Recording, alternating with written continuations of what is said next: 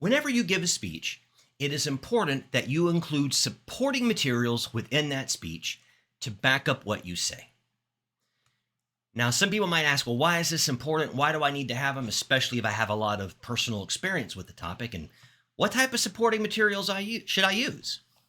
Well, that is going to be our topic for this video and today's conversation. So as I said, you always have to have supporting materials in your speech. It validates the opinions that you give and backups what you have to say. Now you may be wondering, well, why do I need support material, especially if I have a lot of personal experience? Well, there's a couple of big reasons why you always want to be sure you have support material. I mean, it provides credibility to what you say. It proves you're not lying, but also because people don't know what they don't know. What do I mean by that? Well, how many of you ever gotten in an argument with somebody and they start talking about facts, and what they are saying is just factually incorrect? It is wrong. Okay, and I'm not talking about a difference in interpretation or, a difference of opinion about something like such and such was a great president. No, they were horrible. Well, that's a matter of interpretation, personal preference, values. But arguing that the United States was founded in 1760 is just historically wrong. Okay, that's what I mean by it's just wrong. What they are saying is just incorrect. And if that's ever happened, you ever tried to convince somebody that what they're saying is incorrect? It doesn't work. They will hold to that just non-debatable wrong information no matter what. So you have to have supporting material to demonstrate to people that what you're saying is right, particularly if they believe wrong information, to demonstrate to them it is wrong information. You also need to have supporting material even if you have a lot of experience, because your personal experience is not sufficient. It never is in and of its own self. Now, you may be thinking, well, Mr. DeBerry, I'm a certified mechanic and own my own garage, and I'm going to give my speech on how to change oil in a car. I mean, why would I need support material for that? It's a fair question. It's due to the fact that although you may have a lot of experience, how does the audience know your experience is representative of what most people would experience? You may have a lot of experience, but you are in that, minority, that outlier that just happens to see things a different way. For example, I had a good friend in graduate school. She was getting her master's. I was working on my PhD, and she got burned out and decided she wanted to quit after her first year. And her parents basically told her, well, apply for jobs and see if you get anything. If you don't, you can come back and finish your second year. But if you do, you then can go be employed. And this friend of mine, she had never had a job in her life. She was always one of those students that in high school and even in college that was involved in a lot of activities, student government, whatnot, didn't have time. She'd never had a job in her life. She wrote her very first resume. In fact, with my hand up, this is true. She wrote her very first resume. She applied for one job. And it was a real job. It was a pharmaceutical sales rep position with a big pharmaceutical company serving a territory in Dallas, Texas. The only job she applied for. She had to go through 5 interviews, but she got the job. I think her starting salary was like $85,000 a year plus company car plus expenses. Okay, this is not like flipping burgers, real job. First job she ever applied for, that type of job, and she got it. Now, is that what most people's experience is trying to get their first job? No. Her experience was not representative, okay? So that's why even if you have a lot of personal experience, you need support material. But what type of support material do you want to try and find? Well, broadly speaking, there are 3 primary types of supporting material. And each one of these is different, but one's not superior to the other. They're just different, and they all will appeal to a different type of person. And all of us tend to have we tend to be persuaded or moved by each one of these, typically depending on the subject matter. Okay, so all 3 of these can work with everybody. It's just on what subject one's going to work depends. So that first one is an example. Now, an example is really good for moving or persuading people that need to put a face on the problem. You can cite experts all day long. You can give them all types of data and statistics. That's not going to move them nearly as much as having one person share their personal example experience or putting a face on the problem. All right. That's who examples are good for. Our next type of supporting material are statistics. These are going to apply to people that are very numbers driven. Okay. You may tell them all these examples. You may cite all these experts. At the end, they go, yeah, I don't want to hear the sob stories. Just give me the data. What does the data say? Now, to be fair, in education, we're very statistics driven. And so I know this from a lot of my colleagues. People that tend to really like statistics kind of are sometimes viewed as being kind of cold-hearted. And I can tell you that's not the truth. Now, I'm not a very statistics-driven person for a lot of things. I work with several. It's not that they're cold-hearted. It's actually the opposite. They tend to think, if I listen to these examples and these experts, I can wind up making a decision that'll make me feel good, but doesn't actually fix the problem. Whereas if I focus on the data is non-biased, therefore I can make the best decision. And then our last is testimony, right? Testimony is good for people that on a specific subject like to follow what we would call an opinion leader. An opinion leader is somebody who this individual trusts as knowing more than they do. And as such, will go with their recommendation on opinion on this subject because they view them as more knowledgeable. Now, I'm sometimes asked, well, Mr. DeBerry, doesn't that just make those people sheep, just doing what somebody else tells them to? No. It's, again, quite actually the opposite. Takes a lot of self-awareness to realize I am not smart in this area. This is not my level of expertise, but it is yours. And I trust you, therefore I'm going to go with your recommendation. Example, if you think about your own family, how many of you in your family have somebody in your family who's the car person? The one everybody goes to with questions about cars, okay? In my family, it's my brother-in-law, Jeff. Now, if you go to It's like if I went to Jeff and say, hey, Jeff, I'm thinking of buying a new car. What do you think? And he goes, well, stuff made by Toyota and Ford's really good, but whatever you do, don't buy a Hyundai. I'm not going to go out and buy a Hyundai because I trust him. Same thing. You may have somebody in your family, and this might actually be you, given your age, who's the tech person. This is me in my family. Anybody that wants to buy a new computer or cell phone, I get a call. Okay, so it's not that they're sheep, that they're realizing their own limitations. And as I said, you will be more persuaded or moved by each one of these given the situation. Okay, for example, with movies, I tend to really focus on testimony. All right, I'm going to go to people I know that have similar opinions to me, that like the similar things that I like, and I'm probably going to say, hey, is this movie any good? And if they say no, I'll probably not see it, or at least I'll wait till it comes out on Netflix or something. But when I go buy stuff, particularly high cost things like a new computer or whatnot, I tend to go and look up ratings. I want to see customer satisfaction. I want to read reviews. So that's statistics. So again, we're all persuaded by one or more of these at different times. And one's not better than the other. They're just different. So let's talk about these a little bit more and what types there are within them. So our first one is examples. And like I said, examples are good for putting a face on a problem. And when you're dealing with examples, you have two broad types.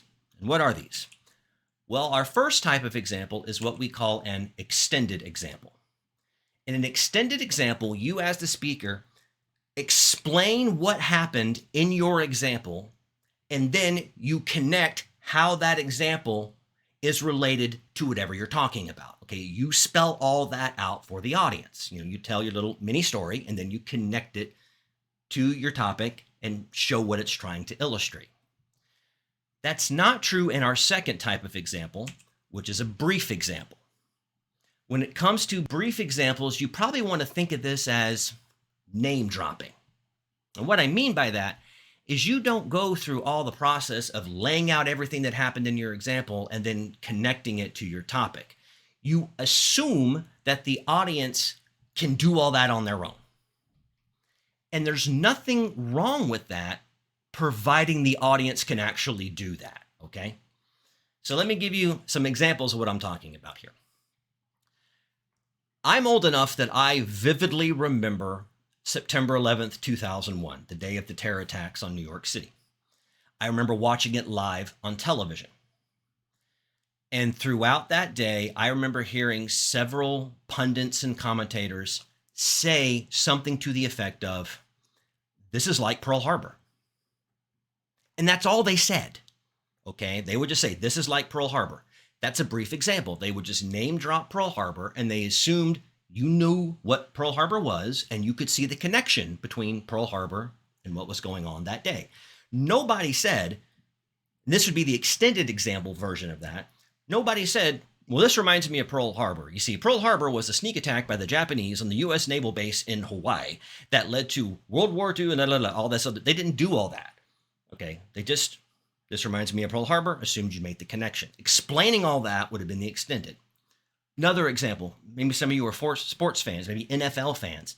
If you ever watch the NFL draft, you'll often hear commentators say something to the effect of, this upcoming team really needs a running back, and if I was them, I would draft this person out of this university because, you know, they remind me so much of Emmitt Smith. And that's all they say. They don't explain who Emmitt Smith was, what made him a good running back, and what characteristics in this college player they see that makes them think they're going to be like Emmitt Smith. They don't do all that because they're assuming if you're a big enough football fan that you're probably watching the draft. You know a lot about football. You probably follow players. You can probably make that connection.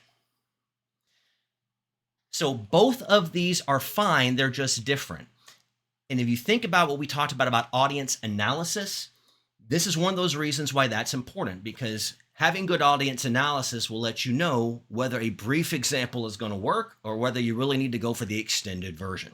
But again, put a face on the problem. These are both good. They're both fine. They're just different depending on your audience. Now, our second type of supporting material is statistics. Okay, numbers for those number-driven people. Now, when should you use statistics in a speech? Primarily, you want to use statistics to quantify something. Now, what I mean by that is, let me give you an example. If I was to say, methamphetamine addiction in Kentucky is a bad problem, what does that mean? What is a bad problem? Terms like bad, good, they're very subjective, all right? I have a daughter who's in elementary school, and she is having a bad day, a horrible day, if she cannot find her stuffed purple monkey. As far as she is concerned, the world has ended.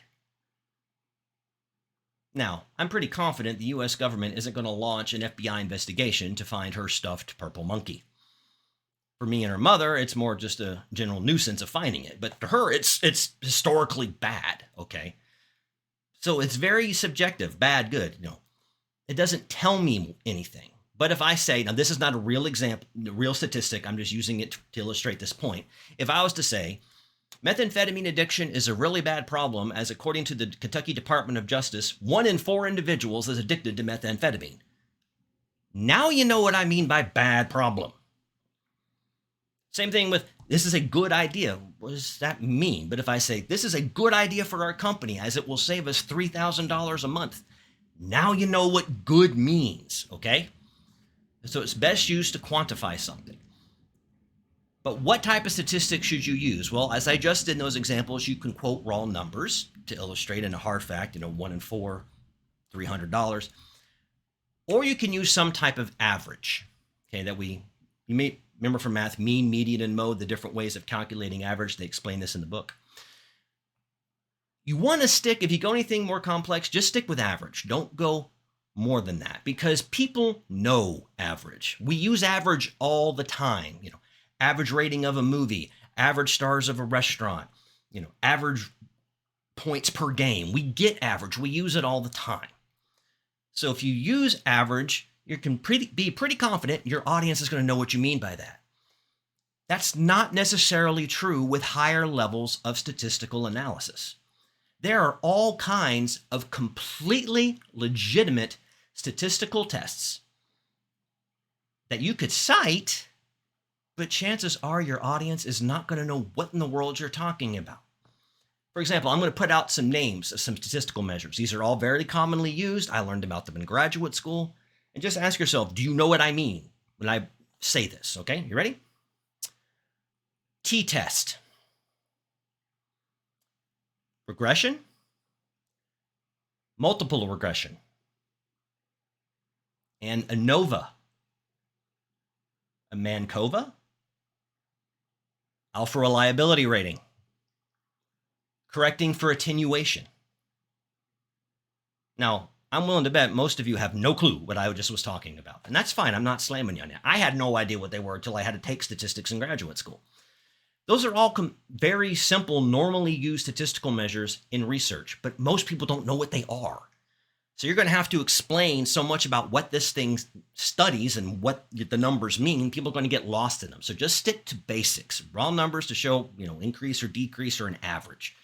People can understand those. And when you give statistics like averages, round them off. Don't say 54.23576%. No, just say 54. Again, and this is true for a lot of Americans. I'm a college professor, and this is true for me. Most Americans don't like math. All right? So if you are trying to ask them to remember all these numbers in math, they're just going to turn you off. Now, of course, you may very well be different. There's several groups where that is different. But in generality, stay simple and round your numbers off. And also, this goes with the same thing, use them sparingly. Really only stick to using statistics, as I said earlier, to really quantify what something is, why it's bad, good, right, or wrong. Because again, don't like math. If you're full of stats, most people aren't going to remember them. They'll forget the point of them, and they're just going to get lost. And when audience members get lost, they quit listening. And this leads us to our third type of supporting material, testimony. Okay, quotes or paraphrases from other people, for those individuals that like to follow an opinion leader on something. Now, when it comes to testimony, there's two very broad categories of testimony. And the first one of these is what we call peer testimony. Now, what is peer testimony? Peer testimony are quotes, paraphrases that come from somebody that their only real qualification to talk about whatever the subject is they've personally experienced it. They were there when it happened. They saw what it did, or it's had direct effect on them. That's it. Okay? Versus our second type of testimony, which is called expert testimony. An expert testimony comes from somebody that for some reason is viewed as an expert in their field, maybe because of a job they had or a long history of being involved in something, or because of some level of education that they have obtained. Okay, that's what makes somebody an expert when it comes to expert testimony. Now, here again, both of these are good. They're just different.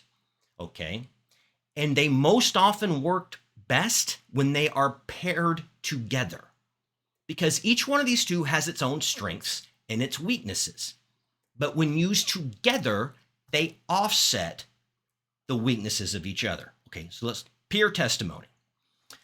Testimony from somebody with firsthand experience. So you probably have seen news coverage of some type of disaster. I'll use an example of a hurricane hitting the Gulf. Right? I went to Louisiana State University for my PhD. While I was there, Hurricane Katrina hit. So it's something that I've experienced. After any type of disaster like a hurricane, you've probably seen news broadcasts pairing these two together, because first they'll go and they'll use peer testimony. They'll interview a John Smith or a Judy Black, somebody who was, a shrimp fisherman in Louisiana or was a business owner in whatever community was hit, and they'll ask them, how has this affected you? And they're completely credible to talk about that. It's their business, their livelihood that's been affected. They can talk about their firsthand experience there, and that gives a human element to the story. But what's the drawback to peer testimony? Well, as qualified as Mr. John Smith or Judy Black is to talk about how that hurricane affected them, do you think they have a clue how to fix it? Probably not. Maybe have ideas, but they might not be that effective on a big term. What about a marine biologist from the University of Miami? Could they probably talk about how to reset the shrimp population after the hurricane? Or somebody who's a structural engineer talk about how they need to rebuild the town?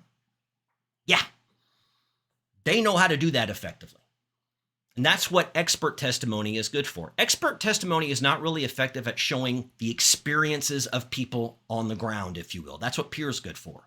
But peer is not good for talking about solutions, because oftentimes people going through trauma or some type of emergency, they can't see the overarching big picture. They don't have time for that. They got to focus on the problem right ahead of them.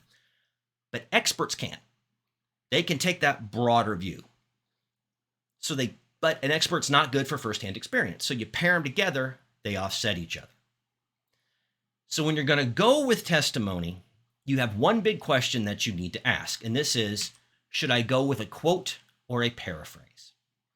And when you're deciding to go with either a direct quote or a paraphrase, there's two big things that you need to take into account or consideration involving which one you should go with. The first one is length. How long is this quote? You may have known somebody in your life that will take 5 minutes to tell you their first name. Some people just tend to be very long-winded. That's fine. There's no problem with that. But do you want to give that 3, 4, 5 paragraph long quote? Do you have time to do that when you can just as easily paraphrase it into 2 sentences and make the same point? Maybe it's short enough you can include the whole thing. Depends on the circumstance, but that's a question you need to ask yourself. Is this quote too long for me to use the full thing as a quote, or should I paraphrase? The second is jargon. Technical jargon, technical language specific to a field. Now, this can often come up in testimony if you are, for example, getting source material from like technical journals or trade magazines, because those type of magazines and journals, they're written for people who work in the field. And therefore, they often use a lot of jargon because their audience are people that work in the field. They know they're going to know what that jargon is. All right? You can't say the same for your audience. So if it's full of a lot of jargon that you're not sure you can explain well to the audience, or you're not sure you'll have time to explain well, or you just think they'll get lost, then again, a paraphrase is a better idea. But this is a decision that you have to make based, again, on that audience, that analysis you did, and what's going to work most effectively. But regardless of which one you go with, you have to be sure you do not quote out of context.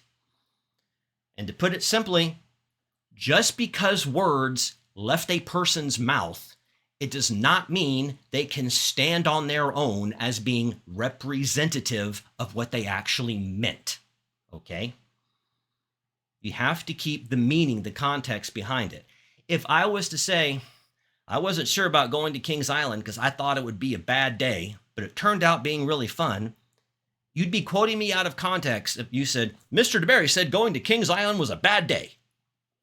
Yeah, I said those words, bad day, but that's not in keeping with the context, the meaning of what I said. So you want to keep out for that.